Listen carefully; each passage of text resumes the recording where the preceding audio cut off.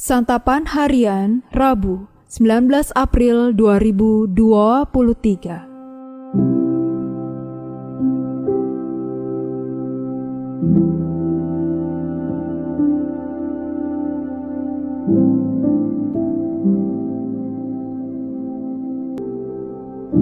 Hari ini kita akan membaca Ratapan pasalnya yang keempat.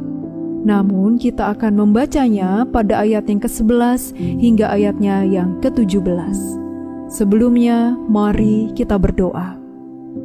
Yesus, Tuhan dan Juru Selamat kami, mampukanlah kami untuk memahami dan melakukan firman-Mu di dalam keseharian hidup kami, di dalam Kristus yang memampukan kami. Amin. Ratapan 4 ayat 11-17. Tuhan melepaskan segenap amarahnya, mencurahkan murkanya yang menyala-nyala, dan menyalakan api di Sion, yang memakan dasar-dasarnya. Tidak percaya raja-raja di bumi, pun seluruh penduduk dunia, bahwa lawan dan seteru dapat masuk ke dalam gapura-gapura Yerusalem. Hal itu terjadi oleh sebab dosa nabi-nabinya dan kedurjanaan imam-imamnya, yang di tengah-tengahnya mencurahkan darah orang yang tidak bersalah. Mereka terhuyung-huyung seperti orang buta di jalan-jalan, cemar oleh darah, sehingga orang tak dapat menyentuh pakaian mereka. Singkir, najis, kata orang kepada mereka. Singkir, singkir, jangan sentuh. Lalu mereka lari dan mengembara.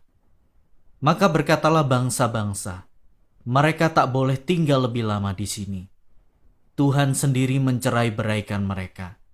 Tak mau lagi ia memandang mereka.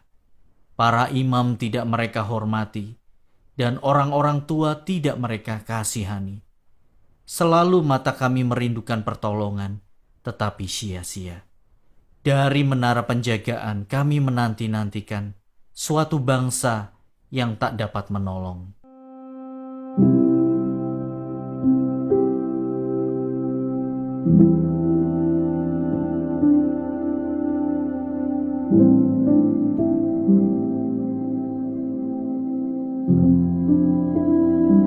Sahabat Santapan Harian, sekuat apa kota Yerusalem? Seperti kota-kota lainnya pada zaman itu, Yerusalem dilindungi dengan tembok kota dan menara pengintaian. Ditambah lagi, Yerusalem merupakan ibu kota kerajaan. Perlindungan yang dibangun pasti tidak dapat diremehkan. Terlebih lagi di dalam kota itu terdapat bait suci yang menjadi representasi kehadiran Tuhan. Tak heran, orang-orang Yehuda berpikiran bahwa Yerusalem tidak akan bisa dikalahkan oleh bangsa-bangsa lain. Nyatanya, yang terjadi adalah sebaliknya.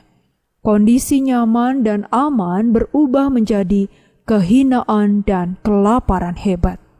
Bahkan, orang mati dianggap lebih beruntung daripada orang hidup.